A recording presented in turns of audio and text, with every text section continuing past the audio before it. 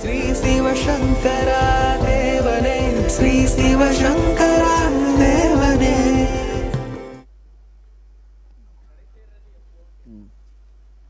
இந்த சகோதரருடைய கொஸ்டின் கடை தேறுவது எப்போ அப்படிங்கிற மாதிரி. இப்போ கடை தேறுதல்னால் என்ன? நாம் செல்லானென்ற தாவர சங்கமத்து எல்லா பிறப்பும் எடுத்தெடுத்து நான் நிலைத்தேன்னு புனரபி ஜனனம் புனரபி மரணம், செத்து பிறந்து செத்து பிறந்து இந்த உலகத்தில் வந்து போயிட்டே இருக்கும். வாழ்க்கை என்பது ஒரு பரமபத விளையாட்டு. எல்லாரும் தாயம் போட்டு காயை நகர்த்துவாங்க.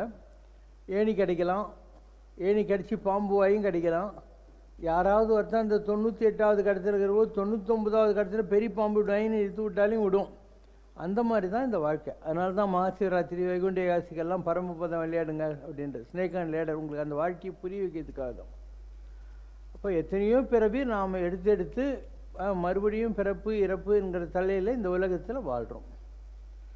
எழுகடல் கோடி மணலிலும் கோடி பிறப்பு இழிப்பிறப்பு என்று அருணகிரிநாதர் சொல்கிறார். 7 கடலை எவ்வளோ இருக்கோ மணல் அவ்வளோ பிறப்புங்கிற வார்த்தையை சொல்கிறார். ஒரு ஆழ்வார் சொல்கிறார், நான் எத்தனை பிறவி எடுத்து எத்தனை தாய்மார்களிடத்தில் பால் குடிச்சினோம், அதெல்லாம் சேர்த்து வச்சா ஒரு சமுத்திரம் ரொம்ப இருக்கும் போல இருக்குதுங்கிற மாதிரி சொல்கிறாரு. ஸோ இந்த பிறப்புங்கிறது எப்போ எண்டாகுங்கிறது நம்முடைய முயற்சினால் மாத்திரம் இல்லை, கர்மான்னு ஒன்று இருக்கு இல்லையா. இந்த பிறவியில் நீங்கள்லாம் ஒரு கோயிலுக்கு வந்திருக்கீங்க. இந்த கோயிலுக்கு வர்றதுன்றது நல்ல கர்மா தானே. இதே நேரத்தில் யாரோ சாராய கடையில் உட்காந்துட்டு இருப்பான், எவனோ மெரினா பீச்சில் உட்காந்து புழுக்க எடுத்துகிட்டு இருப்பான், தேவையில்லாத வேலைலாம் செஞ்சிட்ருப்பாங்க. ஆனால் நீங்கள் உங்களுக்கே தெரியாமல் உங்கள்கிட்ட இருக்கிற ஆத்மாவில் ஒரு பலம் இருக்கிறதுனால ஒரு கோயிலுக்கு போகணும், சாமி கும்பிடணும், இதெல்லாம் உங்களுக்கு பிடிக்குது. ஒவ்வொருத்தருக்கும் ஒவ்வொரு விஷயந்தான் பிடிக்கும். ஒரு புழு இருக்குது, அது சாணியிலையும் மலத்துலேயும் இருக்குன்னு வை. அதுக்கிட்ட நீ தேனு சந்தனம்னு ஒன்று இருக்குது, வா நீ அதை நல்லா இருனாக்கா வராது. அதுக்கு அந்த சாக்கடை தான் பிடிக்கும், அந்த ஷிட்டு சாணி தான் பிடிக்கும். அந்த மாதிரி ஒவ்வொருத்தருக்கு வாசனாதிகள்னு இருக்கு. ஒரு ஆள் அதுக்கு காரணம் 2 வளர்கிற விதம் கூட இருக்குது. கொஞ்சம் ஜாதகத்தில் இருக்கிற கிரகங்கள் கூட இருக்குது. ஒரு ஆள் 2 கிளியை பிடிச்சான். ஒரு கிளியை ஐர் வீட்டில் கொண்டு போய் விட்டான். அதே நேரத்தில் இன்னொரு கிளியை ஒரு கசாப்பு கடைக்காரன் வீட்டில் விட்டான். 2 மாதம் கழித்து பார்த்தா கசாப்பு கடைக்காரன் வீட்டில் இருக்கிற கிளி வெட்டு குத்த அப்படின்னு சொல்லியிருந்தது. ஐர் வீட்டில் இருக்கிறது மாங்கல்யம் தந்தனா வேணா சுக்லாம் பரதம் சொல்லியிருந்தது. ஸோ கிளி வளர்கிற இடம் ஒன்று, அது எந்த இடத்துல பிறக்குதுங்கிறது அறத்தாரிது என வேண்டாம் சிவிகை பொறுத்தானோடு ஊர்ந்தானிடை. யார் என்ன தவம் பண்ணியிருக்கான் தர்மம் பண்ணிக்கிறான்றத, யாரோ ஒருத்தன் பல்லக்கில் உக்காந்துன்னு போகிறான், இன்னொருத்தன் பல்லக்கை தூக்கின்னு போகிறான். 4 பேர் தூக்கின்னு போகிறவன் ஏன் உக்காந்துன்னு போகலன்னு யோசனை பண்ணு. அவன் தானே நிறைய பண்ணியிருக்கான், இவங்க பண்ணல அப்படின்னு அர்த்தம். இது ரொம்ப சாதாரண பாஷை தான். ஒரு காலத்தில் நான் அண்ணா நகரில் இருந்தேன். நான் சாமி கும்பிட்டுன்னு உக்காந்துருப்பேன். எங்கள் ஒய்ஃப் இருக்குதே, அது திட்டின்னு இருக்கும். எங்கள் வீட்டில் சுகந்தின்னு ஒரு சர்வெண்ட் மெய்டு இருந்தாங்க. அதை திட்டின்னு இருக்கும் எப்போ பாரு. அது ஒரு 10 நிமிஷம் லேட்டாக வரணும், நாள்லேருந்து இப்படி பண்ண அப்படி நான் நின்றுடுறேன்னு. நமக்கு ஒரே தொந்தரவாக இருக்கும். இப்போ 2 பேரும் எப்போ பாரு காத்தால எலி போன மாதிரி கட்சின்னு தான். அதனால் ஒரு நாள் அந்த சுகந்தியை கூப்பிட்டேன். போன ஜென்மத்தில் இந்த அம்மா கொஞ்சம் பூஜை ஜாஸ்தி பண்ணிவிட்டு முதலாளியம்மா ஆகிப்போச்சு, நீங்கள் கொஞ்சம் கம்மியாக பண்ணிக்கிற, அதனால் இந்த ஜென்மத்தில் நல்லா பூஜை பண்ணு, அடுத்த ஜென்மத்தில் நீ முதலாளி அம்மா ஆகிட்டு அந்த அம்மா வேலைக்காரி ஆக்கிடலாம், திட்டினேக்கலாம் நீ என்ன. மறுநாளில் எங்கள் வயசு திட்ட ஆரம்பித்த உடனே நான் பூஜை ரூம்லேருந்து சுகந்தி பூஜை பூஜைன்னுவேன். அவளுக்கு கோபம் போயிட்டு சிரிப்பு வர. So it is a question of your approaching the world, ஒரு ஆட்டிடியூட் டு லைஃப் அப்படின்வாங்க. ஸோ இந்த உலகத்தில் நீ நான் டிஸ்டர்ப்டாக இருந்தால் உன்னை யாராலையும் டிஸ்டர்ப் பண்ணவே முடியாது. நீயே ஒரு டிஸ்டர்ப்டு பர்சனாக இருந்தால் சின்ன சின்ன விஷயம்லாம் இருக்கும், தொட்டால் சுருங்கின்னுவாங்க. அந்த மாதிரி எல்லா விஷயமே ஒன்று அஃபெக்ட் பண்ணிக்கிட்டே இருக்கும். நீ என்ன வேணால் பண்ணிப்பாரு, நான் இப்படி தான் உட்காந்துன்னு இருப்பேன், என் மூஞ்சில் காரி கூட துப்பு. இதுதான் ஹையஸ்ட் லெவல். திருவள்ளத்தில் ஒரு சாமி இருந்தாங்க. அவர் கேவரு கூ தான் குடிப்பார். அவர் சாக்கு பை கோமனமாக கட்டின்னு உட்காந்துருப்பார். அவர் கொஞ்சம் உடம்பு சரியில்லைன்னு அப்போல்லோ ஹாஸ்பிட்டல் ட்ரீட்மெண்ட்டுக்காக இங்கே அசோக் பில்லர்கிட்ட superintending engineer housing board Natarajan அவங்க வீட்டில் இருந்தார். இப்போ நான் அண்ணா நகரில் இருந்தேன். சிவகுமார்னு ஒரு ஐஏஎஸ் ஆஃபீஸர் இந்த மாதிரி நான் திருவல்லம் கோஆப்ரேட்டிவ் சுகர் மில்லில் இருந்தபோது அந்த சாமி சொல்லி தங்கவேல் முருகன் கோயில் ஒன்று கட்டியிருக்கேன், நம்ம சாமி வந்திருக்காங்க நீங்கள் கூட்டின்னு போனார்.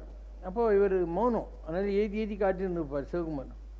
சாமிக்கிட்ட நாங்கள் போனோம்.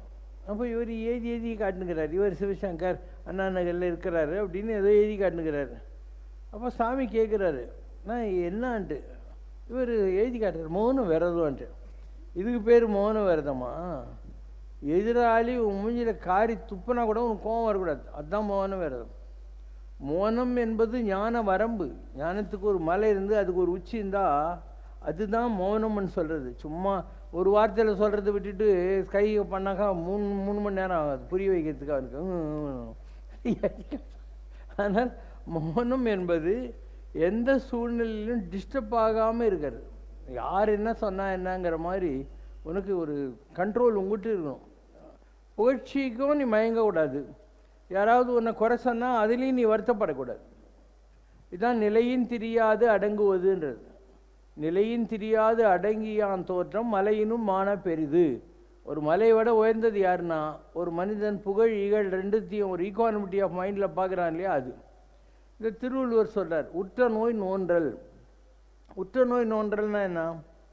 எது நடந்தாலும் என் தலைவிதியில் இருக்குது அப்படின்னு அக்செப்ட் பண்ணுறது, அதுதான் உற்ற நோய்னா கர்மா. நோய் நோன்றல். இன்னொன்று உயிருக்கு உருகன் செய்யாமை. முடிஞ்சால் 4 பேருக்கு ஒத்தாசையாக இருக்கிறது, இல்லை யாருக்கும் நம்மளால் எந்த ஒரு உபத்திரமும் இல்லாமல் வாழ கற்றுக்கிறது. உயிருக்கு உருகன் செய்யாமை அற்றே தவத்திற்கு உரு.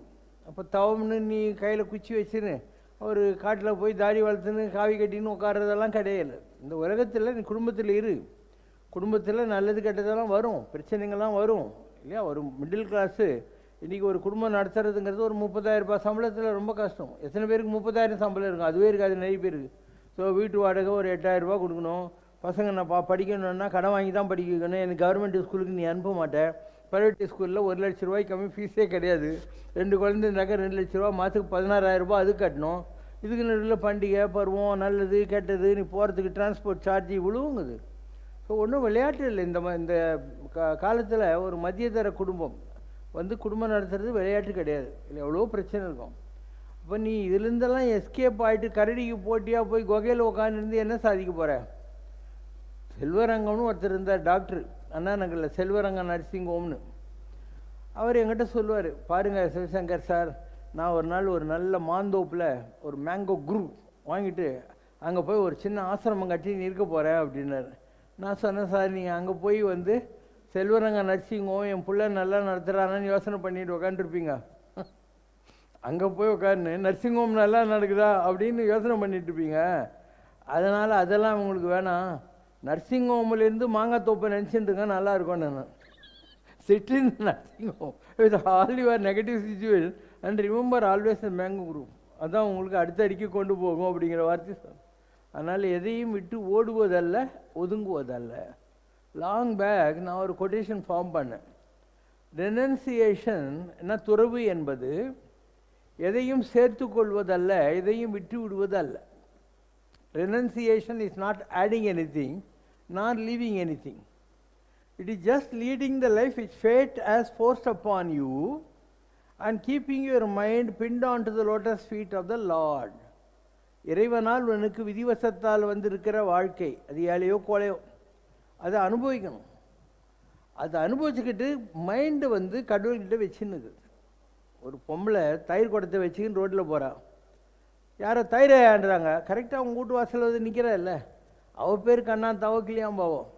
ஆனால் ஷி ஐடென்டிஃபைடு வித் தி தயிர் இல்லையா. அந்த மாதிரி உன் மைண்டு கடவுள்கிட்ட இருக்கணும். அவருக்கு தயிர் குடத்தில் இருக்குது, அந்த மாதிரி உன் மைண்டை அங்கே வச்சுக்கணும். இது ரொம்ப சாதாரணமான பாஷை. நீ சிவகாசி பக்கம் அங்கெல்லாம் வத்தி போட்டி அடிச்சிக்கின்னு இருப்பாங்க. குடியாத்தம் பக்கம் போனாக்கா எல்லாம் பீடி சுற்றின்னு இருப்பாங்க, வாணியம்பட்டி குடியாத்தம் பக்கமெல்லாம். இன்னும் காஞ்சிபுரம் பக்கம் போனாக்கா லொட்டுக்குன்னு காலை அடிச்சிக்கின்னு இருப்பாங்க. ஸோ ஒரு ஃபிசிக்கல் ஆக்டிவிட்டி இருக்குது. பீடி சுற்றுறது, தறியில் நீர் நிற்கிறது, ஏதோ ஒன்று செஞ்சுன்னு இருக்காங்க. அதுக்கு என்ன பேர்? Physical activity. ஆனால் மைண்டில் என்ன சினிமா பார்த்த, அப்போ இவங்க பீடி சுற்றின்னு தறி நீ எல்லாம் பண்ணிக்கிட்டு ஊர்க்கதெல்லாம் பேசிகிட்டு இருக்காங்களா இல்லையா. அப்போ என்ன? மென்டல் ஆக்டிவிட்டி வேறு, ஃபிசிக்கல் ஆக்டிவிட்டி வேறு. ஒரு சாதாரண ஒரு கிராமத்தில் இருக்கிற ஆளுங்களுக்கு இவ்வளோ வருது. அப்போ நீ அவங்கள விட கொஞ்சம் அனுபவம் உள்ளவன், கொஞ்சம் படித்தவன். இப்போ உலகத்தில் உனக்கு என்ன வேலையோ அதை செய். உலகத்தில் உனக்கு ஆஃபீஸில் வேலைக்கு தான் செய். எதனா சொந்தமாக எதனா பிஸ்னஸ் பண்ணிட்டு இருக்கிறியா, கடையில் உட்காந்துனே இரு. கடையில் என்ன உங்கள்கிட்ட க்யூவில் நின்னா சரக்கு வாங்க போகிறாங்க, யாரோ ஒரு அரை மணி நேரத்துக்கு ஒருக்கா வந்தால் உண்டு. அது வரைக்கும் சும்மா தானே உட்காந்துக்கிற. உட்காந்துட்டு ஓம் சரணம் பா முருகா பெருமாள்னு ஏதாவது சொல்லிட்டு இருக்க வேண்டியது தானே. இந்த பேலன்சிங் ஆர்ட் இருக்கு இல்லையா, இதுதான் லைஃப்புங்கிறது. ஒரு தடவை நான் யூஎஸில் போன போது அங்கே பாஸ்டன்னு ஒரு நல்ல யூனிவர்சிட்டி, எம்ஐடின்னு சொல்லுவாங்க. எல்லாம் அறிவாளிங்க, எல்லாம் விஞ்ஞானிங்க தான் எம்ஐடியில் இருக்கிறவங்க. அவங்க வந்து எப்படின்னா நம்மளை இன்டர்வியூ பண்ணுவாங்க. நம்மளை லெக்சருக்கு கூப்பிட்றதுக்கு முன்னாடி நம்மளை இன்டர்வியூ பண்ணுவாங்க. யூனிவர்சிட்டிலேருந்து வந்து ஒரு 4-5 பசங்க, we have had Chinmayananda, we have Dayananda, tell us in what way you are different. அப்படி நாம் என்ன லெக்சர் கூப்பிடுன்னு tell us in what way you are differentன்னு அவன் கன்வின்ஸ் ஆனால் நம்மளை கூட்டின்னு போவான். நம்ம அங்கே போகிறோமா, அவங்களுடைய கேள்வியெல்லாம் வந்து ரொம்ப வித்தியாசமாக இருக்கும். அதில் ஒரு ஆள் என்ன கேட்குறான், கேன் விவேகானந்தருக்கு ஒரு டச்சிலேயே ராமகிருஷ்ணர் கடவுளை காட்டினாரு, can you show just no god to me அப்படின்னா. நான் சொன்னேன், ஒரு கேள்விக்கு பதில் சொல்லுப்பா, நீ எவ்வளோ வருஷமாக பிஹெச்டி பண்ணிகிட்ருக்கேன்னு. 10-12 வருஷமாக பண்ணிகிட்ருக்கேன்னு. நீ பிஹெச்டி பண்ணுற சப்ஜெக்ட் வந்து உலகத்தில் இருக்கிற எல்லா நாலேஜும் சேர்ந்ததா, இல்லை உலகத்தில் இருக்கிற நாலேஜில் ஏதாவது ஒரு ஃப்ராக்ஷன் ஆஃப் த நாலேஜா, சூரியனுடைய ஒரு கீற்று மாதிரி அதை நீ பண்ணிகிட்ருக்கியான்னு. ஒரு கீற்றுன்னா ஒரு நாளைக்கு எவ்வளோ மணி நேரம் ரிசர்ச் பண்ணுவேன் சொன்னால், ஒரு 14 மணி நேரம் 5 மணி நேரம் பண்ணுவேன்னா. அப்போது ஒரு ரே ஆஃப் நாலேஜுக்கு நீ ஒரு நாளைக்கு 14-15 மணி நேரம் 8-10 வருஷம் 12 வருஷம் ரிசர்ச் பண்ணிகிட்ருக்கியே. கடவுளுங்கிறது ஒரு ஹோல்சம் ட்ரூத், அதை விட ஒன்றுமே கிடையாது உலகத்தை. அதை நீ என்னமோ இப்படி வந்து சொடுக்கு போட்டு காட்டுனாக்கா நான் எங்கேருந்து ஒன்று காட்டுறது. விவேகானந்தர் ப்ரிப்பேர்டாக இருந்தார். அதே ராமகிருஷ்ணர்கிட்ட 3 பேர் போனாங்க. அதில் ஒரு ஆள் கடவுளை காட்டுனார். ராமகிருஷ்ணன் சொன்னார், பகவத்கீதை படி அண்டு திராட்சை பழம் சாப்பிடுனார். சொன்னான், எவ்வளோ திராட்சை சாப்பிடணும் சாமி, எத்தனை தடவை சாப்பிடணும் ஒரு நாளைக்கு. ராமகிருஷ்ணன் சொன்னார், உனக்கு சுட்டுப்பட கூட ஞானம் வராது, போயிட்டு வா டாட்டான்னார். ஏன் சாமின்னா, நான் வந்து பகவத்கீதை படினேன், நீ உருப்படுற ஆளாக இருந்தால் எத்தனாவது சாப்டர் படிக்கணும், எத்தனை தடவை படிக்கணும்னு கேட்டிருப்ப. உனக்கு தின்றதுலேயும் அதுலேயே இருக்குது, அதனால் உனக்கு ப்ரியாரிட்டி கிடையாது, போயிட்டு வா அப்படின்ட்டார். இன்னொருத்தன் போனான், அவன் தலையில் தண்ணியில் அப்படியே முங்கினார். இப்படின்னு வெளியே வந்தான். 2 நிமிஷத்துக்கு முன்னே நடிச்சேன்னா, எப்போ என் தலை வெளியே வரும்னு நினச்சேன் சாமி அப்படின்னா. அந்த மாதிரி கடவுளை தவிர வேறு எதுலேயும் உங்கள் மைண்டு போகாத போது நீ என்கிட்ட வா, நான் உனக்கு கடவுளை காட்டுறேன் அப்படின்னு. 3வது நரேந்திரன் வந்தான். அவன் தான் பின்னால் விவேகானந்தானவன். காட்ட முடியுமா? காட்ட முடியும்.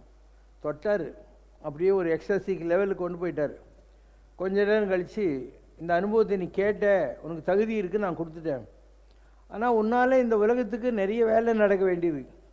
நீ இந்த தியானத்தில் உட்காந்து பங்கி அடித்த மாதிரி தியானம், இந்த வேலையை எப்படி செய்வேன்? அதனால் இந்த அனுபவத்தை பூட்டி சாவி நான் முடித்து வச்சுக்கிறேன். நீ சாகிறதுக்கு 3 நாளைக்கு முன்னால் தான் இந்த அனுபவம் உனக்கு மறுபடியும் வரும். நான் அப்போ ஆனானப்பட்ட விவேகானந்தருக்கு வாழ்க்கையில் 2 தடவை தான் அந்த அதிர்வலைகள் வந்திருக்கு அவருக்கு. ஒரு தடவை தொட்ட போது, இன்னொன்று சாகிறதுக்கு 3 நாளைக்கு முன்னால். மற்ற நாளத்தை கொடுக்கல. இன்னும் சொல்லப்போனால், யாருக்காவது ஆஸ்தமா இருந்தால் அவங்களுக்கு வந்து தியானம் பண்ண முடியாது. விவேகானந்தருக்கு அக்யூட் ஆஸ்தமா இருந்துச்சு. அவர் கல்கட்டா கிளைமேட் ஒத்துக்காதுன்னு சொல்லிட்டு அல்மோராவில் போய் உட்காந்துருந்தார். அந்த கிளைமேட்டில் இருந்தால் தான் எனக்கு ஆஸ்தமா கம்மியாகுதுன்னு சொல்லிட்டு. ஸோ ஒரு ஆஸ்தமாகறான் இல்லையா, அவனுக்கு மூச்சு வராது. ஸோ மூச்சே வரலன்னு சொன்னால் நிறைய யோசனை பண்ணிப்பார். அவன் எங்கேருந்து தியானத்தை கண்டுபிடிக்க, எப்போ எளிமைக்கு தான் உட்காந்துன்னு இருக்கணும் இல்லை. அதே மாதிரி யாருக்காவது இந்த ராகு கேது கால சர்ப்பத்தில் இருந்தாக்கா, அதுக்குள்ளே எல்லா கிரகமும் மாட்டியிருந்தா, அவனுக்கு டெஃபினட்டாக மலமூத்திரம் ஒழுங்காக வரவே வராது. சுவாசம்னா ஆரோக்கியம், சுவாசம்ன்றது ஆரோக்கியத்துக்கான காரணி. இந்த ராகு கேது அடைச்சிக்கிட்டா அது வந்து மலமூத்திரத்தை பிடிச்சிடும். அதனால் நீ தப்பி தவறி கூட ஞான மார்க்கத்துக்கு வரவே முடியாது. அந்த ஜாதகத்தை பார்த்தாவே சொல்லிடலாம், இது தேர்ற கேஸு தேராத கேஸுன்னு சொல்லிடலாம். ஸோ இப்படி ஒவ்வொன்றுத்துக்கும் ரூல்ஸ் இருக்குது. யார் தேருவாங்க, யார் தேர மாட்டாங்க, யார் உருப்பிடுவாங்கன்னு. இப்போ 3 பேர் ராமகிருஷ்ணர்கிட்ட போகிறாங்க. ஒருத்தன் திராட்சை பழ கேஸு, ஒருத்தன் வந்து இன்னும் ப்ரிப்பேர்டாக இல்லை, அதனால் கடவுள் தவிர வேறு எதுவும் நினைப்பு இல்லைன்னா வாங்கினார். மூணாவது தகுதியான ஆள், அவனுக்கு கொடுத்துட்டாரு, உன்னால் இன்னும் வேலை இது. இப்போ உனக்கு ஒரு பவர் கொடுத்துட்றாங்க, கொடுத்துட்டு நீ பாட்டி காட்டில் போய் அப்படியே உட்காந்துன்னு இருந்தேனாக்கா அவனுக்கு பவர் கொடுத்து என்ன லாபம்? அதனால் கடவுள் என்ன பண்ணுவார், யாருக்காவது பவர் கொடுத்தாருன்னா அவங்கள பெண்டு நிமித்தி வேலை வாங்குவார். அதாவது பவரை வச்சுக்கிட்டு நீ ஜாலியாலாம் ஒன்றும் இருந்துட முடியாது. யாராக இருந்தாலும் சரி, அப்பராக இருந்தாலும் சரி, சுந்தரர், நாயன்மார்கள், ஆழ்வார்கள் எல்லாருக்குமே பவர் கிடைச்சா கூட அவங்க they have to slog in the service of the Lord. சும்மாலாம் ஒன்றும் கிடைக்காது. எல்லாரும் கஷ்டப்படும். நேற்று முந்தானத்து கூட சொன்னேன், காஞ்சியில் பரமாச்சாரியார். இப்போது அவர் எவ்வளோ பெரிய நிலை தொட்டவர். ஒரு 12 வருஷத்தில் வந்துட்டு அவருடைய 88 வருஷம் சாமியை நினச்சிக்கிட்டு தான் உட்காந்துருந்தார். பூஜை, புனஸ்காரம், பாத யாத்திரை, ஜனங்க குரலை கேட்குறது, குறைய கேட்குறது, எப்போ பாரு புக்கு வச்சுன்னு டார்ச் வச்சுன்னு படிச்சுன்னு இருக்கிறது, இவ்வளோ பண்ணாரோ இல்லையா? அவருக்கே கிரானிக் அல்சர் இருந்துச்சு, சாப்பிடவே முடியாது. உணர்ந்த திராட்சை, வாழைப்பழம், சத்துமாவை தான் சாப்பிட்டு இருந்தார். ஒரு லங் வேலை செய்யாது, எங்கேயோ மணல் காற்று உள்ளே போயிடுச்சு. அதே மாதிரி ஒரு கண் இவ்வளோ பெருசு இருக்கும், போச்சு. இந்த கண் பத்ரிநாராயணன் டாக்டர் ஆப்ரேஷன் பண்ணி கொஞ்சோண்டு தெரியும். ஸோ அவ்வளோ பெரிய மகான் உலகத்துக்கு நல்லது தான் செய்கிறார். எந்த கர்மாவும் அவருக்கு ஆஸ் சந்திரசேகர பரமாச்சாரியார் இருக்கிறதுக்கு வாய்ப்பே கிடையாது. ஆனாலும் அவருக்கும் அந்த ஃபிசிக்கல் எயில்மெண்ட் உண்டு. ராமகிருஷ்ண பரமஹம்சருக்கு த்ரோட்டில் கேன்சர், ரமண மகரிஷிக்கு ஷோல்டரில் கேன்சர், ராம் சரத்குமார் சாமிக்கு யூரினரி ட்ராக்டில் கேன்சர். யாராக இருந்தாலையும் அனுபவிச்சு தான் ஆகணும். ஒரு ஃபிசிக்கல் பாடிக்கு கர்மா இருக்கும். ஆத்மா என்பது எதனாலும் பாதிக்கப்படாத, எதையும் பாதித்து விடாத ஒரு பரமாத்மா வஸ்து. அதனால் உனக்குள்ளே இருக்கிற ஆத்மாவுக்கு எந்த கர்மாவும் பாதிக்காது. ஆனால் ஃபிசிக்கல் பாடி எவ்வளோ பெரிய ஜீனியஸாக இருந்தாலும் அவங்கள பாதிச்சே தீரும். அதனால் நீ உன் குறையெல்லாம் சொல்கிறதுக்காக சாமியாருங்கிட்டலாம் போறிய, நிறைய யோசனை பண்ணுப்பார். ஸோ அவங்களே இவ்வளோ குறையோடு இருக்கிறாங்க, நீ அவங்கக்கிட்ட போய் எனக்கு 3 நாளாக மூக்கில் சளி, 2 நாளாக பேதி, நீ ஏன் சொல்லின்னு இருக்கிற? இதெல்லாம் டாக்டர்கிட்ட போ, இல்லை நீயே கொஞ்சம் கட்டுப்பாடாக இரு, இதெல்லாம் சமாளிச்சிடலாம். நீ ஒரு மகான்கிட்ட போகிறது ஒரே ஒரு குறிக்கோளோடு போகணும். குதிரைக்கு கடிவாளம் கட்டின மாதிரி இப்படியே டொங்கு டொங்குன்னு ஓடும். அந்த மாதிரி ஞானத்தை தேடுறியா, கடவுளை பிடிக்கணும்னு தோணுதா, அப்போ ஒரு மகான்கிட்ட போய் அந்த கேள்வி கேளு. யாராவது இந்த காலத்தில் இதெல்லாம் கேட்குறாங்களா? என்னால் அந்த நிலையை நான் தொட்டுட்டேன், எனக்கு அனுபவம் இருக்குது. ஆனால் எங்கிட்ட கடவுளை கேளுன்னு யாருமே வர்றது இல்லையே. எல்லோரும் வேலை கிடைக்கணும், கல்யாணம் ஆகணும், குழந்தை பிறக்கணும், வீடு கட்டணும், இதெல்லாம் தான் கேட்டுக்கிறாங்க. கடவுளை கேட்டவன் யார் என்கிட்ட? இதுதான் ப்ராப்ளம் இன்னைக்கு. ஏன் ஒரு மகான் இருக்கான், நான் ஏதோ கடவுள் புண்ணியத்தில் கொஞ்சம் விஷயம் தெரிஞ்சவன், வெளிச்சத்தை பார்த்தவன், அண்டு நமக்கு வழி சொல்ல தெரியும். ஆனால் யாரும் அதெல்லாம் கேட்க மாட்டாங்க. அவங்க கேட்குறதெல்லாம் மோர் அண்ட் மோர் ஆஃப் லௌகீகம். இந்த உலகத்தில் கூட்டணிச்சின்னு இருக்கிறதுக்கு என்ன, அதுதான் எல்லாருடைய கேள்வியாக இருக்குது. நீ எந்த கோயிலுக்கு போனாலையும் ப்ரே பண்ணுறது அதுதான். எந்த மகான்கிட்ட போனாலும், எந்த ஜாதகம், எந்த நியூமராலஜி, எந்த வாஸ்து சாஸ்திரி யார்கிட்ட போனாலும் கேட்குறதெல்லாம் இந்த எர்த்லி பிளாட்ஃபார்மில் நீ இன்னும் சொகுசாக இருக்கிறதுக்கு, சுகமாக இருக்கிறதுக்கு என்ன அப்படின்னு அர்த்தம். என்னை பற்றி விஸ்வாமித்திர நாட்டில் வரும், சிவசங்கர் பாபா சொர்க்கத்துக்கு போகணும், சுகப்படணுங்கிறதுக்காக கடவுள் இந்த பவரை சிவசங்கர் பாபா கொடுத்தாரா அப்படின்னு கேள்வி. இவர் கே சுப்பிரமணியன் பிள்ளைமேட்டில் இருந்தார், விஸ்வாமித்திர நாடின்னு. அதில் அவர் சொல்கிறார், அதுக்காக கடவுள் இவரை படைக்கலை. எடு, தீயோரும் நல்லோரும் இருவினையால் தாம் பிரிய, தீயோரை திருத்தி அவர் தம்மை நல்லோராக ஆக்கிடும் வேலை உந்தன் வேலை. எனக்கு கடவுள் கொடுத்துருக்கிறது ஒரே வேலை தான். நல்லவங்க கெட்டவங்க 2 பேரும் உங்கள்கிட்ட வருவாங்க. அதில் தீயவர்களுக்கு நல்ல அட்வைஸ் கொடுத்து அவங்கள நல்லவங்களாக மாற்றுறது தான் உன்னுடைய வேலை. இதுதான் உன்னுடைய போர்ட்ஃபோலியோ மேனேஜ்மெண்ட் அப்படின்னு வருது. படி. எவ்வினை பொருட்டு இவன் தன்னை தானும் சேர வைத்தான் ஐயன். ஐயன்னா ஐயப்பசாமி. என் உடம்புக்குள்ளே ஐயப்பசாமி இருக்கார். அதனால் ஐயப்பசாமி எதுக்காக இவர் உடம்புக்குள்ளே குடி வந்தார் அப்படின்னு கேட்குறார். இவர் சுகப்பட சொர்க்கத்துக்கும் போகட்டும் என்று இவருடைய நன்மைக்காக இவரை பகவான் தன்னிடம் அழைத்து கொண்டானா என்று வசிஷ்டர் கேட்கிறார். கலியில் சுகம்தான் மிக்கிருக்கு, பாவியும் கயவனும் கூட கலியில் சுகப்பட்டு கொண்டிருப்பான். நீங்களே பார்க்குறீங்க. அதனால் சுகப்படுறதுங்கிறது கலியுகத்தில் ஒரு அளவுகோல் அல்ல. எனவே அது அனுக்கிரகம் அல்ல என்கிறார் விஸ்வாமித்திரர். தீயோரும் நல்லோரும் இருவினையால் தாம் பிரிய தீயோரை தான் தடுத்து அவர் தம்மை நல்லோராக ஆக்கிட ஆற்றும் வேலை இவன் தன் வேலை. தன் ஸ்பரிசம் தான் பிறர் மேல் பட்டிட வினையகலும் சங்கரனே. என்ன சொல்றாரு சிவசங்கர் பாபா? யாரையாவது தொட்டா போறோம், ஸ்பரிசம்ன்றது. ஸ்பரிசம் தானும் தன்னால் பட்டிட அண்டர்லைன். நீ என் கையை பிடிங்கெல்லாம் வச்சுக்கூடாது. நானா அவனுக்கு சொன்ன பழங்களும் கொடுத்தா கூட சரி. அந்த மாதிரி இருந்தாக்கா வினை அகலும். ஸ்பரிசம் தானும் தன்னால் பட்டிட வினை அகலும் அப்படின்றது அர்த்தம். அப்போ தொடுதல் இது மாதிரி இருக்கான்னா இருக்குது. உலகத்தில் 3 விஷயங்குது. கோழி முட்டை போட்டு அது மேலே ஏறி உட்காந்துக்கும். அதுக்கு என்ன பேர்? ஸ்பரிசம். தொடர்றதுனால வர்றது. ஆமாம், இங்கே முட்டை போட்டு அங்கே போய் நினைக்கும், இது இங்கே பொரிஞ்சிடும். இதுக்கு என்ன பேர்? ஸ்மரிசம். எண்ணத்தினால நடக்கிற விஷயம். மீனுக்குது இல்லை, அது வந்து கண்ணில் பார்த்தாவே குட்டி மீன் வந்துடும். இந்த உலகத்துக்கே கண்களினால் படி அளக்கிறவ, அதனால தான் மீனாட்சின்னு அவளுக்கு பேர். ஆமாம், அங்கே மட்டும் போடுங்கன்னு நினைக்க. அந்த மாதிரி கோழி ஸ்பரிசம், ஸ்மரிசம், நயனம், இந்த 3. இப்போ நீங்கள்லாம் வர்றீங்க, நான் வர்ற எல்லாரையும் பார்த்துக்கிட்டு தான் இருப்பேன். யார் வராங்க யார் போகிறாங்க எந்த பசங்களுக்கே தெரியாது. நானும் சொல்லுவேன், வந்திருக்காங்க, அவங்களுக்கு பழங்குடி இவங்களுக்கு இது அதெல்லாம் சொல்லினே உட்காந்துருப்பேன். அப்போ கண் எல்லா இடத்துலையும் இருக்கும். நீ வந்தேன்னா நான் உன்னை கட்டாயம் பார்க்குறேன், அதில் உனக்கு சந்தேகம் தேவையில்லை. யாரை வராங்க அவங்களுக்கு பழம்லாம் கொடுக்குறோம், எல்லாம் செய்கிறோம். அதில் ஸ்பரிசம் இருக்கவே இருக்குது. 3வது இருக்கு இல்லையா, அது நீ தான் பண்ணும். நீ என்கிட்ட வந்தது பெருசு இல்லை. உங்கள் வீட்டுக்கு போயிட்டு உனக்கு ஏதாவது நடக்கணும்னு இருந்தால் நீ ஒரு 2 நிமிஷம் உட்காந்து, பாபா உங்கள்கிட்ட வந்துட்டு போனேன் கிளம்பாகிறதுக்கு, எனக்கு இந்த ப்ராப்ளம் இருக்குது, சால்வ் பண்ணுன்னு சொன்னேன்னா சால்வ் ஆகும். அதுக்கு பேர் தான் ஸ்பரிசம். ஆமாம், முட்டை போட்ட கேஸ். நீங்கள் இந்த 2 உங்களுக்கு தெரிஞ்சோ தெரியாமலோ நடந்தது. நினைக்கிறது உங்களால் பண்ண முடியறதில்ல. இதுதான் உங்களுடைய ப்ராப்ளம். உங்களால் எங்கூட கனெக்ட் பண்ணிக்க முடியும்னாக்கா நீங்கள் எங்கே இருந்தாலையும் அதுக்கெல்லாம் வந்து நல்லது பண்ண முடியும், கட்டாயம் பண்ண முடியும். இதெல்லாம் தான் வேலையே இதுதான். என் வேலையை நான் எப்படி செய்கிறேங்கிற விஷயத்தோனுக்கு நான் சொல்லினுக்கிறேன், இவ்வளோதான். You have to think. அது பண்ண மாட்டாங்க. 199 பேர் பண்ண மாட்டாங்க.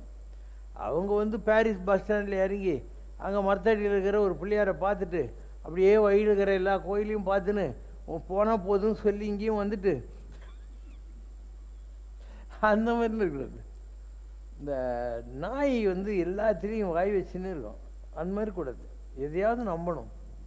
தெய்வம் உண்டென்று அது ஒன்று என்று இரு.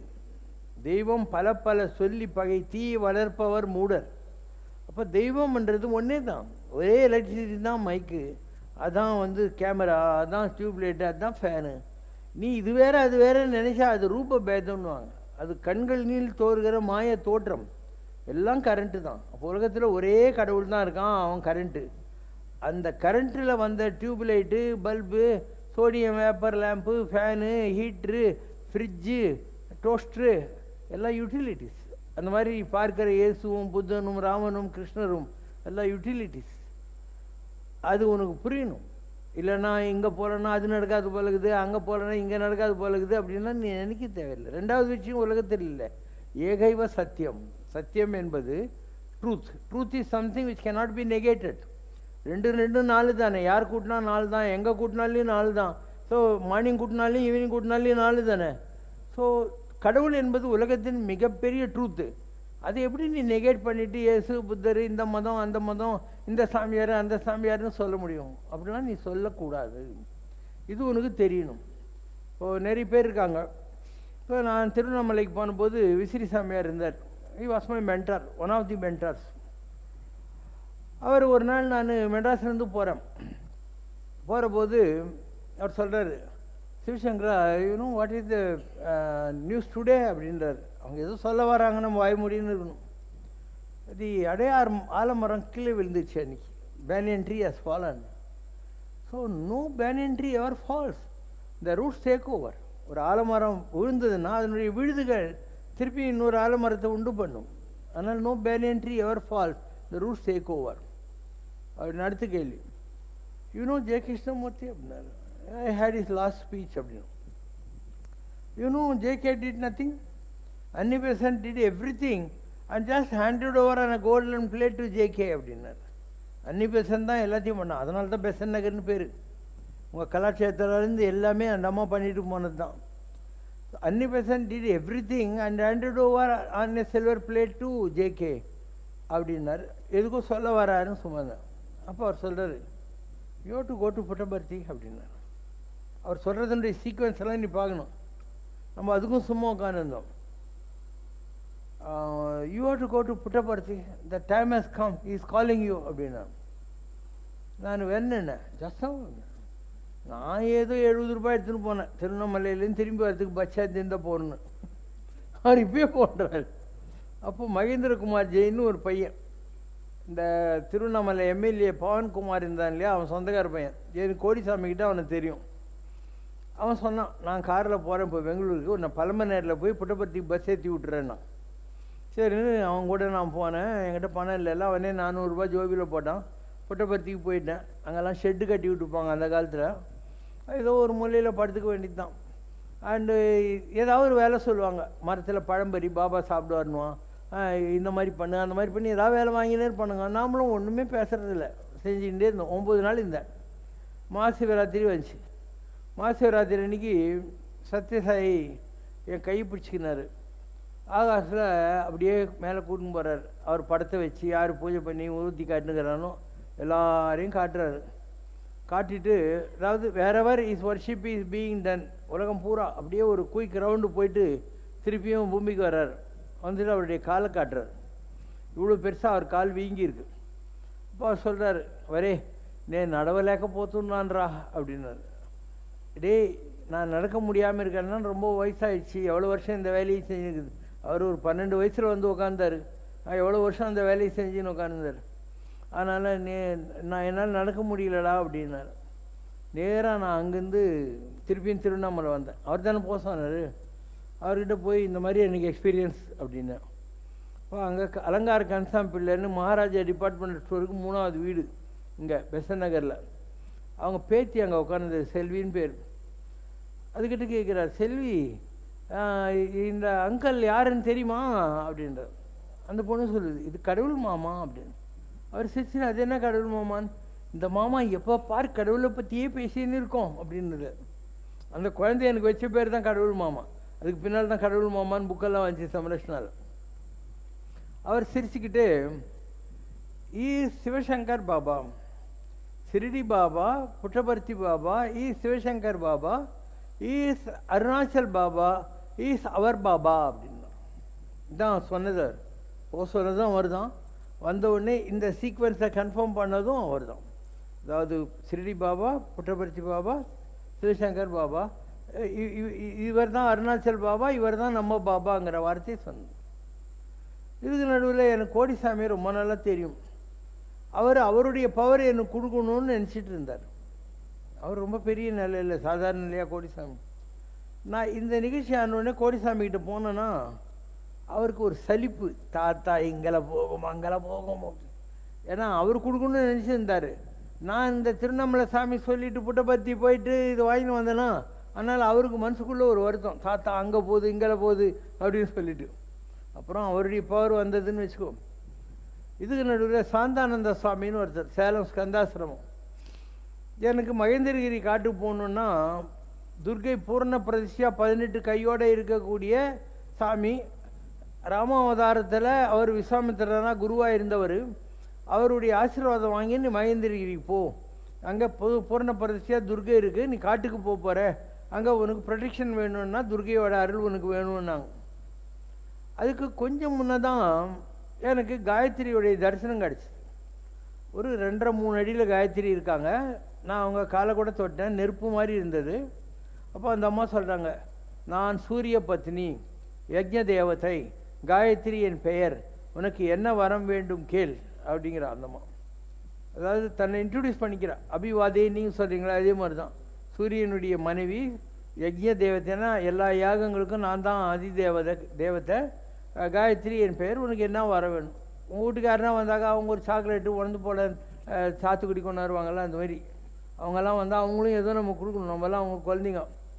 நான் எப்பயுமே எதுவும் வேணான்னு சொல்கிறாள். நான் எனக்கு ஒன்றும் வேணான்றேன். இல்லை ஏதாவது கேளுன்றா. நான் சொன்னேன், சரி என்னை யார் எப்போ பார்க்க வந்தாலும் அவங்களுக்கு ஏதாவது கொடுக்குற ஒரு நிலையிலே என்னை போகிறோன்னு. அப்போ வாங்கினேன் நான் இந்த வரத்தை. இன்றைக்கி வரைக்கும் நான் எங்கே போனாலும் நீ வானா உனக்கு ஏதாவது சாப்பிட கொடுப்பேன். என்ன டெஃபினட்டாக நடக்கும். ஏன்னா காயத்ரியோட வரம் அது எப்படி பொய் ஆகிடும் இல்லையா? இது ஜனங்களுக்கு புரியணும் இந்த பாஷை. இந்த கதை இதோடு இருக்குது. இன்னொரு கதைக்கு வரேன் நடுவில். ஒரு குரு இருந்தார். அவருக்கு 2 நாளில் வேலை. அதனால் அவர் ஒய்ஃபு ப்ரெக்னென்ட், எப்போ வேணால் டெலிவரி ஆகலான்னு இருந்தது. அவர் சிஷ்யனை நீ குகை வாசலில் உட்காந்துரு அப்படின்ட்டாரு.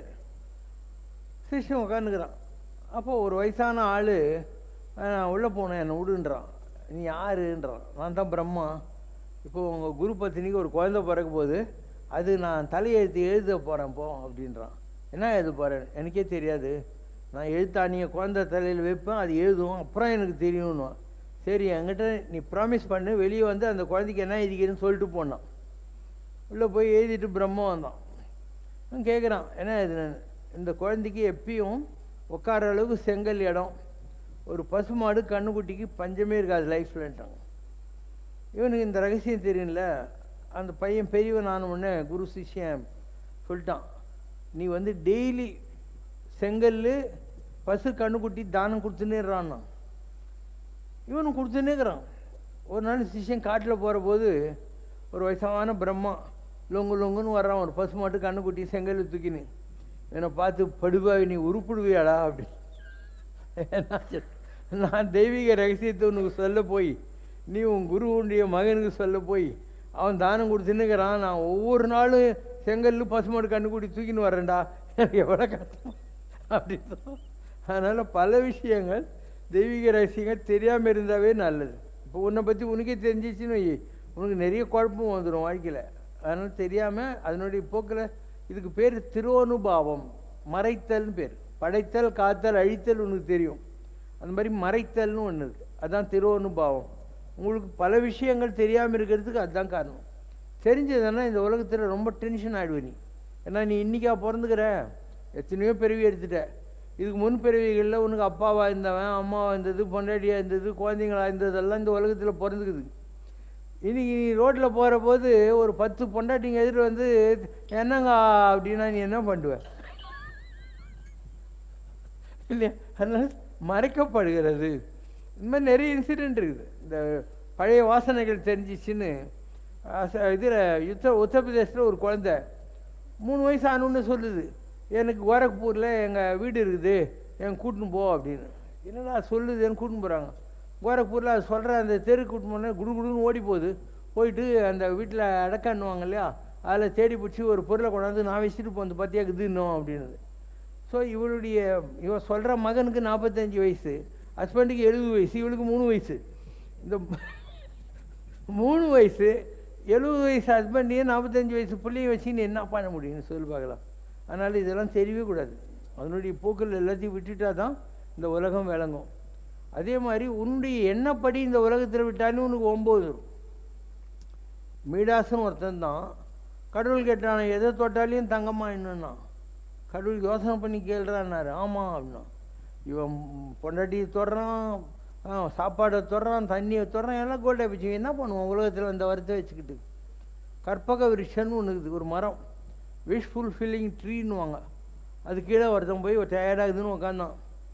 சரி ஒரு கட்டில் இருந்தால் நல்லாயிருக்கும் மெத்தையோட தூங்குறதுக்குன்னு நினச்சான். கட்டில் மெத்தை வந்துச்சு. நல்ல சாப்பாடு வந்தால் நல்லாயிருக்கும்னா வடை பாயசத்தோட சாப்பாடு வந்துச்சு. கால் பிடிக்கிறதுக்கு ஒரு அழகான பொம்பளை இருந்தால் பரவாயில்லன்னு நினச்சான், வந்துச்சு. ஐயோ காட்டில் உட்காந்துக்கிறோம், புலி வந்தால் நான் புலி வந்துச்சு, புலி அடிச்சிட்டான்னா அடிச்சிச்சு. அப்போ எண்ணங்கள் இப்படி தான் உன்னை குழப்பம். Man has been punished to think rationally அப்படின்வாங்க. உனக்கு பனிஷ்மெண்ட்டே உன்னுடைய சொந்த மூளை தான். நீ சொந்த மூலையை விட்டுட்டு எது வேணால் நடக்கட்டும் கடவுளேன்னு 2 கை தூக்கிட்டு உன் வாழ்க்கையில் நல்லது நடக்கும். நீ உன்னுடைய பிளானிங்கில் போகணுன்னு நினச்சாதான் உனக்கு எல்லா ப்ராப்ளமும் வரும். ஆனால் கடவுளுடைய திட்டங்களுக்கு என்ன பேர்? Master plans. இந்த உலகத்துக்கு ஒரே மாஸ்டர் யார்? கடவுள். So all is plans are master plans. நன்றே வரினும் தீதே விலகினும் நான் அறிவது ஒன்றேயும் இல்லை. அவ்வளோதான். நல்லது கெட்டது எதுவும் உனக்கு சம்மந்தமே இல்லை. இந்த பாஷை உனக்கு தெரிஞ்சால் நீ கடவுளை நம்பி திரௌபதி 2 கையும் தூக்குனால அப்போ தான் புடவை வந்துச்சு. அவள் இப்படி பிடிச்சினது வரைக்கும் புடவை வரவே இல்லை. நல்ல முடியலங்க தூக்குனா அப்படியே விடுறாரு கிருஷ்ணர் சரியை. அந்த மாதிரி நீ உன்னால் முடியும் நம்புற வரைக்கும் உன்னுடைய ப்ராப்ளம் சால்வ் ஆகாது. நீ 2 கையும் தூக்கிடு. அன்றே என்ற நாவையும் உடமையெல்லாமும் குண்டே எனையாய் என்னை ஆட்கொண்ட போதே கொண்டிலையோ, நீ நன்றே செய்வாய் பிழையோ செய்வாய், நானே அதற்கு நாயகமே. உடல் பொருள் ஆவி எல்லாத்தையும் கடவுளே நீ என்னை ஆட்கொண்ட போதே வாங்கிட்டியே, இனி நல்லது பண்ணா என்ன கெட்டது பண்ணா என்ன, எல்லாம் உனக்கு தானே நஷ்டம், உனக்கு தானே லாபம் அப்படிங்கிறது தான் ஒரு பக்தனுக்கு கிடைக்கிற பெருமிதம். இப்படி ஒவ்வொன்றுத்துக்கு பின்னாலேயும் கடவுளுடைய லாஜிக் இருக்குது, கடவுளுடைய பிளானிங் எல்லாம் இருக்குது. இப்போ சேலம் சந்தாசிரமத்துக்கு வந்துடுறேன். இல்லை முதல்ல போட செமிகோலன். இப்போது நெக்ஸ்ட்டு அவர் விஸ்வாமித்திரா இருந்தவர். என்னுடைய ஒரு பிறவி ராமர், அதனால் அவர் என்னுடைய குருவாக இருந்தார். என்னுடைய ராமர் என்ற பிறவியில் வசிஷ்டர்னு ஒருத்தர் இருந்தார் இல்லையா, அவர் தான் குருஜி சுந்தரராமன். சபரின்னு ஒரு அம்மா இருந்து எனக்கு இழந்த பழம் கொடுத்தா இல்லையா, அவள் தான் கிருஷ்ணவேணி அம்மா.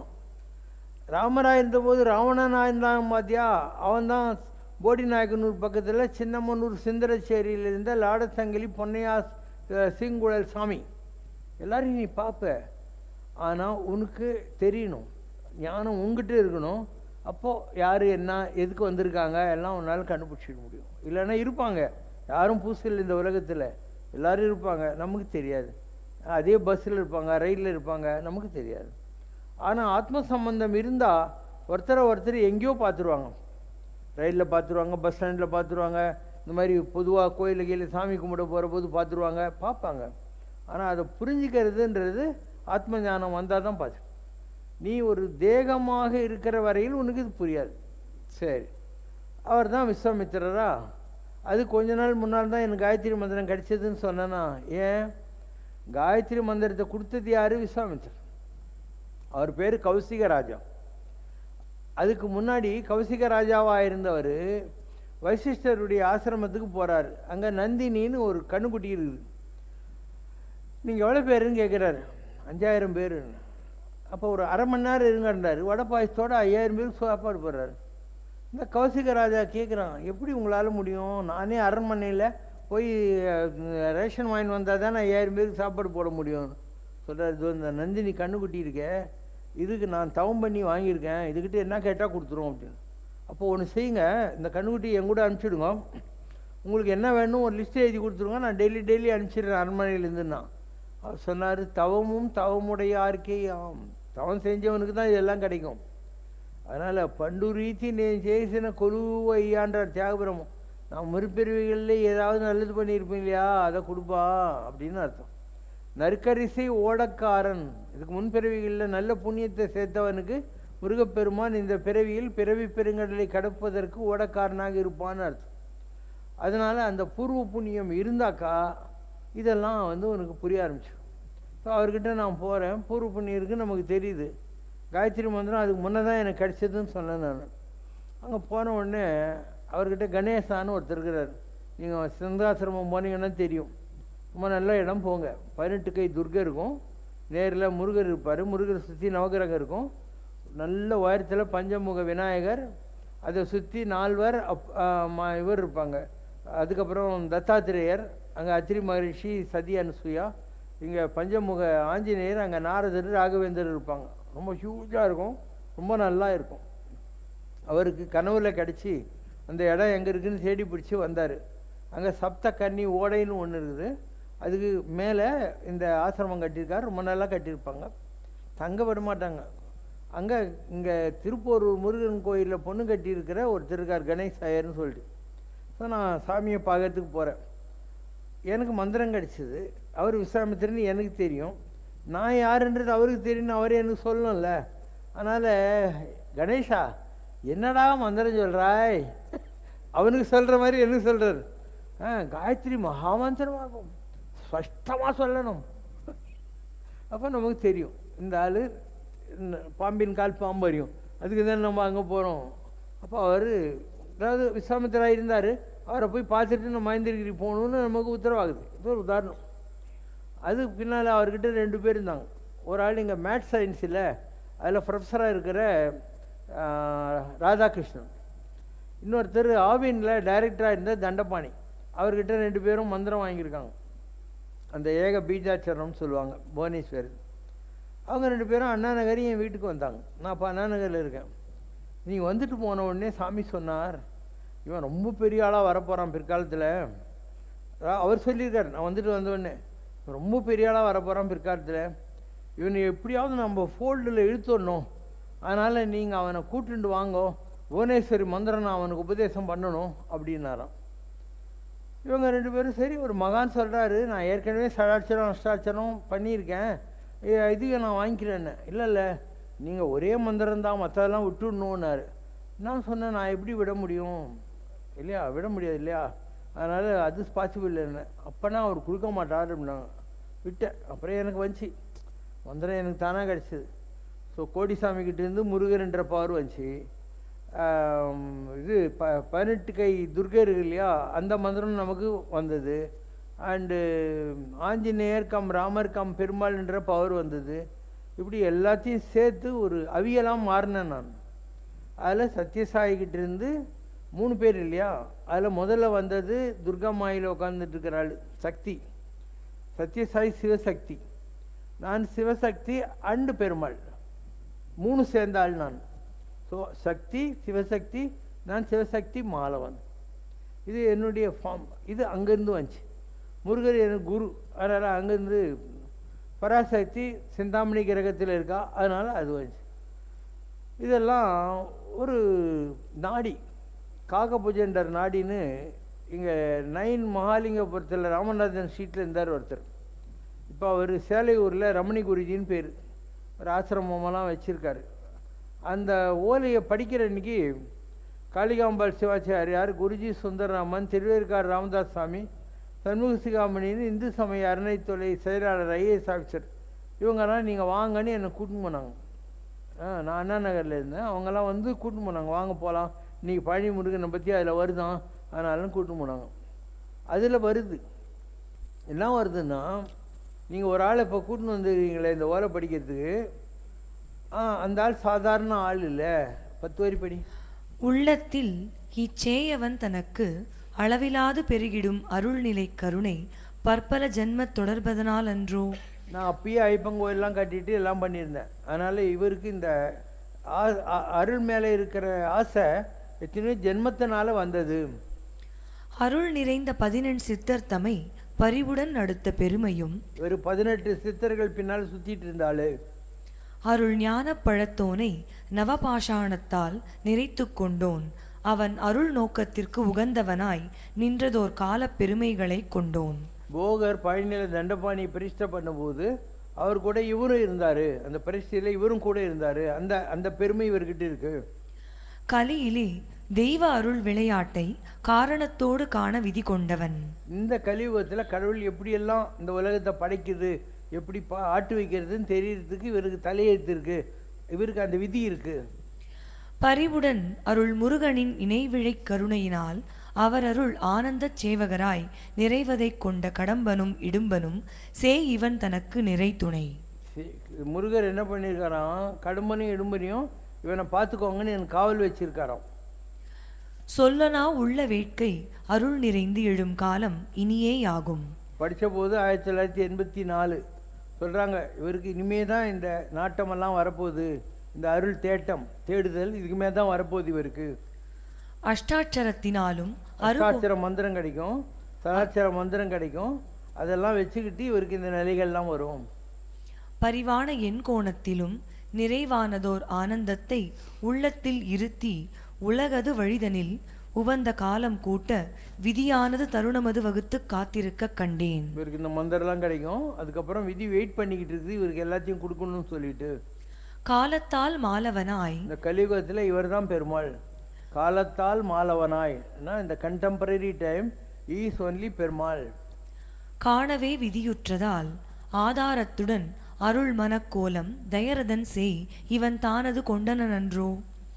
மாலவனின் அருள்வல் விளையாட்டை ஆனந்தமுடன் தான் கொண்டு காலக்கலிதனில் அருட்சேவை வழி மார்க்கத்தினாலே இவர் என்ன பண்ணுவார், பெருமாளுடைய பவரை தன்கிட்ட வச்சுருப்பாரு.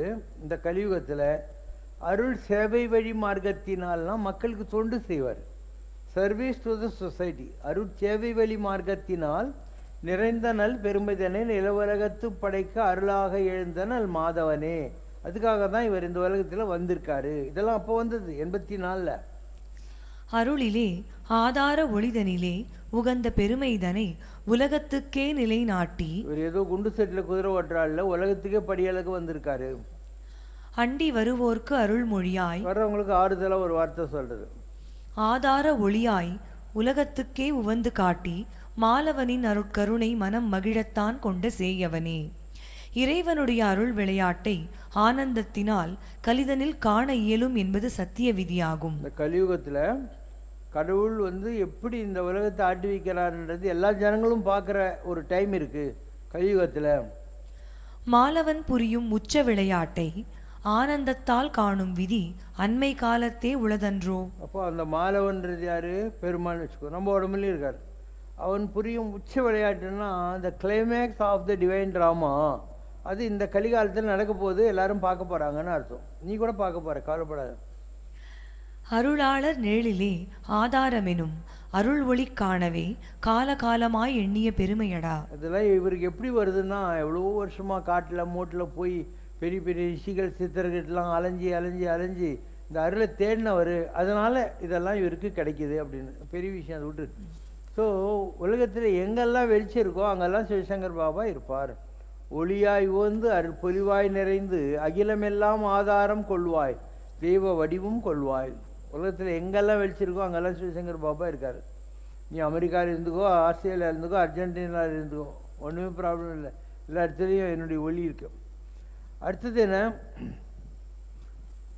ஒளியாய் வந்து அற்பொலிவாய் இருந்து அகிலமெல்லாம் தெய்வ வடிவும் கொள்வாய்னா, உனக்குன்னு எப்படி ராமர், கிருஷ்ணர், இயேசு, புத்தர் இருக்காங்களோ அந்த மாதிரி உனக்குன்னு ஒரு டிவைன் ஃபார்ம் வரும் அப்படின்னாங்க. அந்த டிவைன் ஃபார்ம் தான் இந்த பெருமாள். இந்த நீங்கள் கோயிலில் பார்க்குறீங்க இல்லையா, அதுதான் எனக்கு கிடச்சிருக்கிற டிவைன் ஃபார்ம். 3 முகம், வெங்கடாலபதி, வராக நரசிம்மர், வராகர், பாதி சிவன் பாதி சக்தி, 10 அவதாரங்களும் இருக்குது. இந்த கோயிலில் என்ன இருக்கோ அதுதான் எனக்குள்ள கருது. இப்படி பார்க்காத, அப்படி பார்க்கணும். தெய்வ வடிவும் கொள்வாய், உனக்குன்னு ஒரு தெய்வ வடிவும் கலியுகத்தில் கிடைக்கணும். அப்போ நான் ஏதோ ஜாலியாக பையமாக கொடுத்தா போட்டுன்னு அட்டடிச்சுன்னுக்கிறேன் நீ நினைக்கிறீ இல்லையா? என்னுடைய நிஜமான உயரம் அதுதான், எனக்குள்ளே இருக்கிற ஜோதி அதுதான். இது ஒரு நாளில் வரல. Rome was not built in one day. எவ்வளோ பாடுபட்டு எங்கெங்கேயோ போய் மகான்களை பார்த்து ஒவ்வொருத்தர்கிட்டையும் ஒவ்வொன்றத்தை பெறாண்டி வாங்கினேன். அதனால தான் சிவபிரபாகர சித்த யோகின்னு ஒருத்தர் 700 வருஷம் உயிரோடு இருந்தார் கேரளாவில், ஓமலூரில். அவர் சொன்னார், இவர் அவியல் அப்படின்னாரு. அவியல்லாம் எல்லாம் சேர்ந்த ஒரு ஆளுன்னு அர்த்தம். நான் அவியல். நீ ரசனகிரியில் போனேன்னு சாமியார் ஒரு முருகர் தான் கும்பிடுவார். இப்படி ஒவ்வொருத்தரும் ஒரு சாமி கும்பிடுவாங்க. நான் எல்லா சாமியும் எல்லா பிறப்பிலையும் கும்பிட்டுருக்கேன். என் ஜாதகம் அந்த மாதிரியா, அதனால் எல்லாத்தையும் ஒத்துக்குவேன் நான். அதனால தான் எல்லா கடவுளுக்கும் ஒரு கோயில் கட்டிட்டேன். ஏன் கட்டுறேன்னா, எல்லா கடவுள் அந்த ஜாதகத்தில் எனக்கு அந்த மாதிரி பவர் இருக்குது. என் ஜாதகத்தில் எல்லா கிரகங்களும் நல்லாவே இருக்குது. என் பூர்வ புண்ணியஸ்தானத்தில் சூரியன், சந்திரன், செவ்வாய், புதன். அப்போ சண்டே, மண்டே, டியூஸ்டே, வெனஸ்டே. ஜீவன பாகத்தில் தேர்ஸ்டே, ஃப்ரைடே. அப்போ வருதா இல்லையா? எல்லாம் ஒன்றா வருதா இல்லையா? அதனால் இப்போ இவ்வளோ நேரமாக பேசினேங்கிறேன். எப்படி என்னால் பேச முடியுது? எனக்கு மேஷத்தில் ராகு இருக்கார். அதனால் வாக்பாலிதம்னுவாங்க. நான் ஒரு காலத்தில் தம் அடிச்சுன்னு இருந்தேன். பிப்ரவரி மாதம் 4ஆம் தேதி 1984 எனக்கு ஆஞ்சநேயர் தரிசனம் கொடுத்தார். பிப்ரவரி 4, 1984. அவர் சொன்னார், நான் உன் நாக்கில் நிற்க போகிறேன்டா, இந்த லாகரி வசூலாம் விட்டுடுறா அப்படின்னாரு. இப்போ 4 கோல்ட் ஃப்ளேக் ஃபில்டர் கிங்ஸ் இருந்துச்சு என்கிட்ட. அவர் சொன்ன ஒன்று தூக்கி போட்டேன். அன்னிலேருந்து இன்னைக்கு வரைக்கும் நான் ஸ்மோக் பண்ணுறதே இல்லை சுத்தமாக. அன்றைக்கி விட்டது தான் 1984 பிப்ரவரி 4 விட்டேன். அவர் சொன்னார், நான் உங்கள் நாக்கில் நிற்க போகிறேன், நான் பேசுகிறேன் பற்றியா, நானே பேசுகிறேன். ஆஞ்சநேயர் யார்? சொல்லின் செல்வன். பூமி தாங்கொருவனோ, பூமியை தாங்குற பிரம்மாவோ, நேமியோ, குலிசியோ, விஷ்ணுவா, சிவனா, யார்களோ சொல்லின் செல்வன், கம்பராமாயணம். அப்படி பேசுகிற ஆளுக்கு அந்த அளவுக்கு பெரிய ஆள் ஆஞ்சநேயர். அதனால் அவர் நாக்கில் நின்னார் 84லேருந்து. அதனால தான் இதெல்லாம் பண்ண முடியுது. நீ எந்த கேள்விக்கு பதில் சொல்கிறேன். நான் என்ன ப்ரிப்பேராக பண்ணிட்டு வரேன், என்ன கேள்வி கேட்க போகிறேன்னு எனக்கு தெரியுமா? இப்போ இவ்வளோ நேரமாக பேசினுக்கிறேன். நான் ஆல்மோஸ்ட் 3/4 மணி நேரமாக பேசினேன். 1 ஹவராக பேசினுக்கிறேன். இதெல்லாம் ஏதோ ஒரு பவரில் ஆட்டுவித்தால் யார் ஒருவர் ஆடாதாரே தான். ஆன்மீகம் என்பது கீ கொடுத்த பொம்மை. பொம்மைக்கு ஒன்றும் தெரியாது, எனக்கும் ஒன்றும் தெரியாது. என்ன யாரோ ஆட்டு வைக்கிறார்கள். அதனால் ஆட்டுவித்தால் ஆடுகிறேன், பாட்டு வித்தால் பாடுகிறேன், கூட்டுவித்தால் கூடுகிறேன், குழைவித்தால் குழைகிறேன். இது ஒரு நிலை. இது எல்லாருக்கும் வராது. ஏதோ ஒரு குடுப்பில் இருக்கணும், அதுக்காக வரணும். ஏன் உனக்கு சரஸ்வதி வந்தாங்கன்னு கேட்குறேன். எனக்கு 26 ஜனவரி 1984 ராகவேந்திரர் தான் முதல்ல அடியெடுத்து கொடுத்தார். நான் அண்ணா நகரில் பங்களாவில் இருந்தேன். அப்போ ராகவேந்திரர் வந்து உன் பொண்ணை பாடுறான்னார். நானும் ராகவேந்திரரும் பக்கத்து பக்கத்தில் நிற்கிறோம். என் உடம்பு இறந்து கிடக்குது. என் உடம்புலேருந்து ஒரு 5 தலை நாகம் வெளியேறி பழனி தண்டாயுதபாணிக்கு இடது பக்கத்தில் போய் நின்று அப்படியே தங்கமயமான ஒரு சித்தராயிட்டு பௌர்ணமிக்கு 8 ரூபா 11 பௌர்ணமி அப்படின்னு 2 மந்திரம் கொடுக்குது. அதுதான் சடாட்சரம் அஷ்டாட்சரம். இப்போ எனக்கு இதெல்லாம் எடுத்து கொடுத்தாள் யார்? ராகவேந்திரர். ராகவேந்திரருக்கு இந்த அருளெல்லாம் எப்படி கிடைச்சது? வேறு வேறு தரிசனங்கள் கிடைச்சது. அவருக்கும் கிடைச்சது. அவருக்கு சரஸ்வதி கடாட்சம் கிடைச்சது. அவர் வேணான்றாரு. மனைவி இருக்குது, பையங்கிறான், வேணான்றாரு. இல்லை நீ வாங்கிக்கோன்னு சொல்லி நரசிம்மர் சொல்கிறாரு, இவன் சொல்கிறான். இப்படி ஒவ்வொருத்தருக்கு பின்னாலேயும் ஒரு கணக்கு இருக்கும். அவர் ராகவேந்திரருக்கு ஏன் நரசிம்மர் சொல்கிறாருன்னா, அவர் பிரகலாதனாக இருந்தவர். ராகவேந்திரர் பேர் பிரகலாத ராயர்.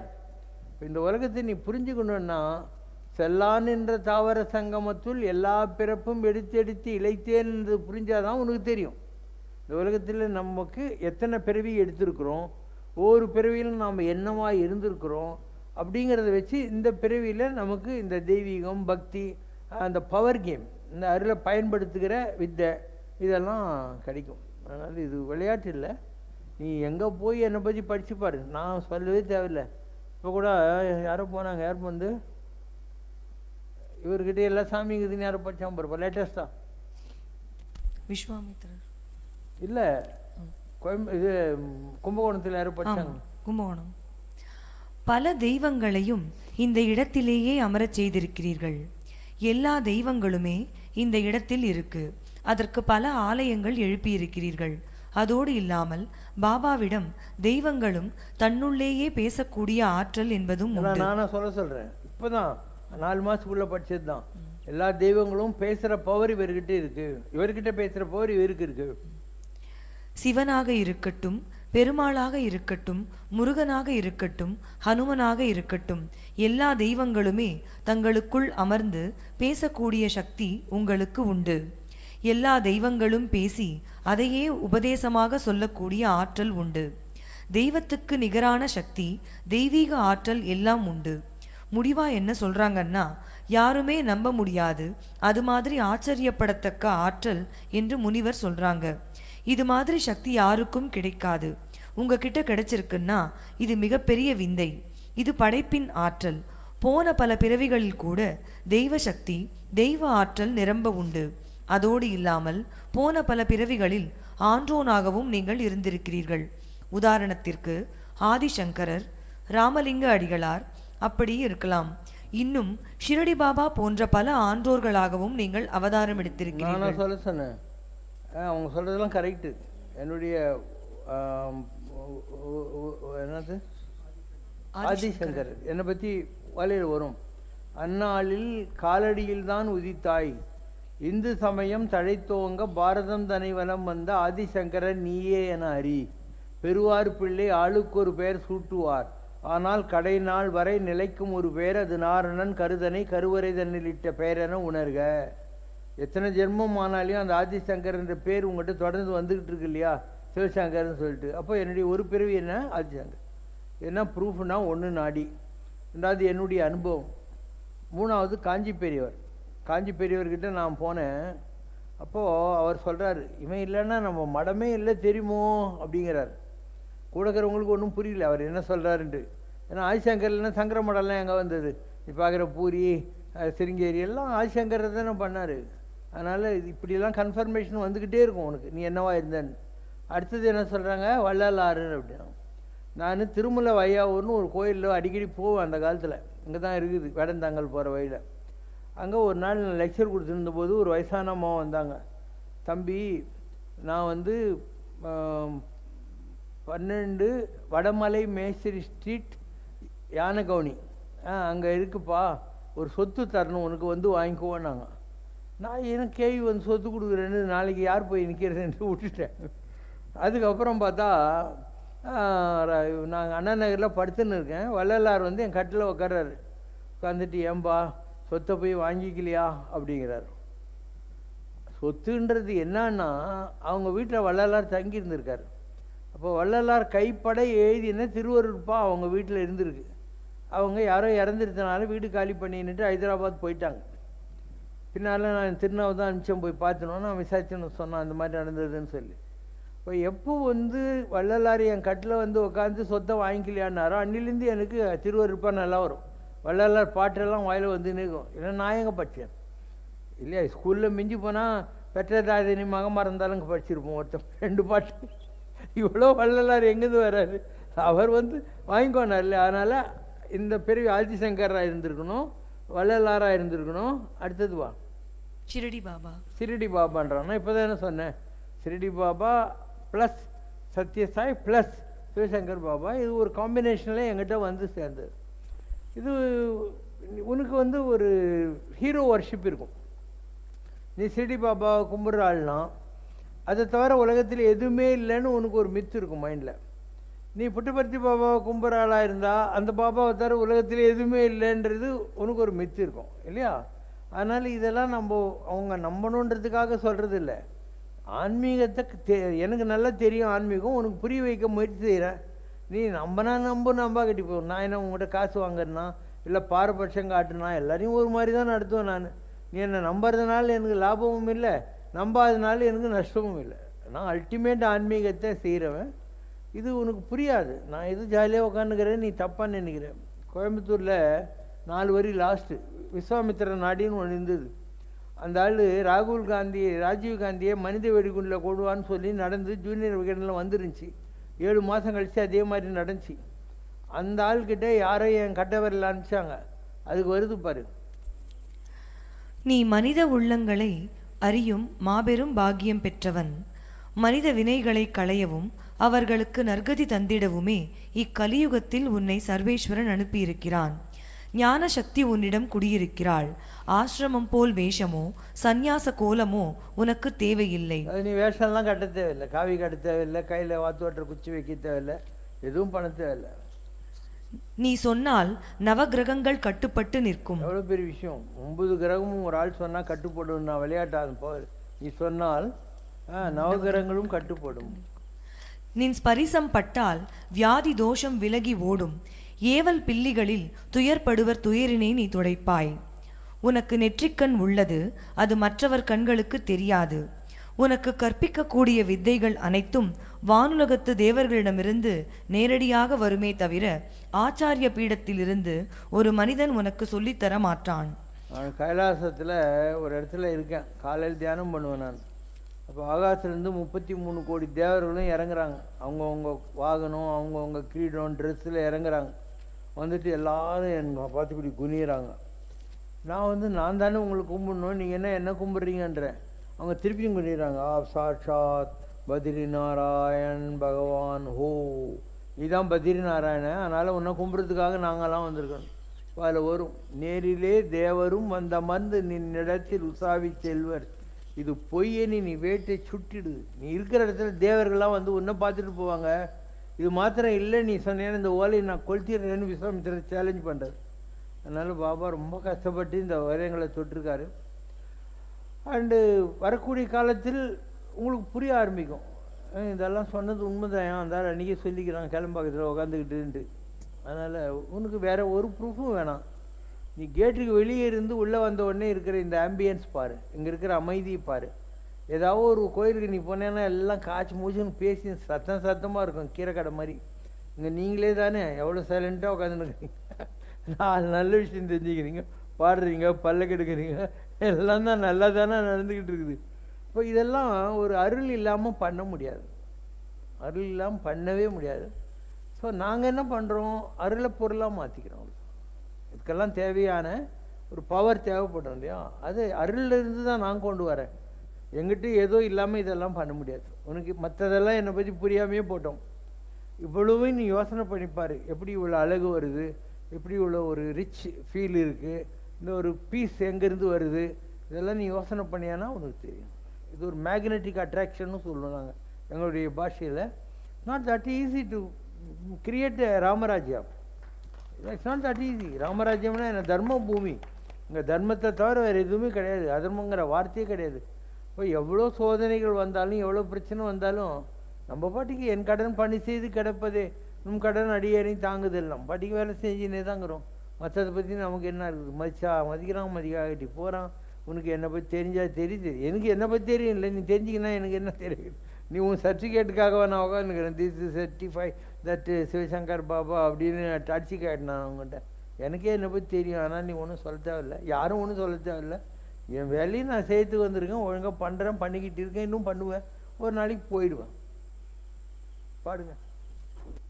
குருவல்ல இறையல்லவோ எங்கள் குல தெய்வம் மாலல்லவோ, தரு அல்லவனமல்லவோ, வரம் தர வந்த பரனல்லவோ, பாபாவே குருவல்ல இறையல்லவோ எங்கள் குல தெய்வம் மாலல்லவோ. ஓம் ஜெய் சிவசங்கரே சுவாமி ஜகத் பரிபாலகரே, ஆதி சங்கர அவதாரா அநாத ரக்ஷகரே. ஓம் ஜெய் சிவசங்கரே. அன்னையும் தந்தையும் நீவென்றறிந்தும் அன்பில் நனைகின்றோம் சுவாமி, அன்பில் நனைகின்றோம். ஆசானும் இறையாகிய தேவா நின்னடி பணிகின்றோம். ஓம் ஜெய் சிவசங்கரே.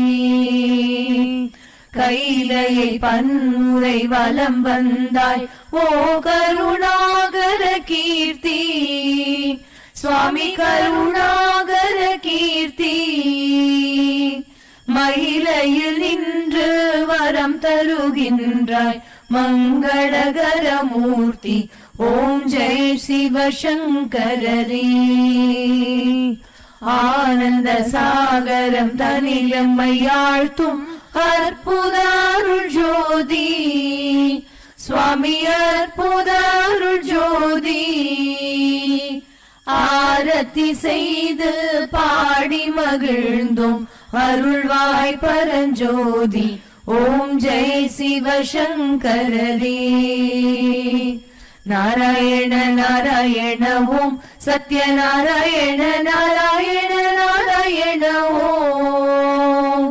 நாராயண நாராயண ஓம் சத்யநாராயண நாராயண ஓம் சத்யநாராயண நாராயண ஓம். ஓம் ஜெய் சிவசங்கரே. குறை ஒன்றுமில்லை மறைமூர்த்தி கண்ணா, குறை ஒன்றும் இல்லை கண்ணா, குறை ஒன்றுமில்லை கோவிந்தா.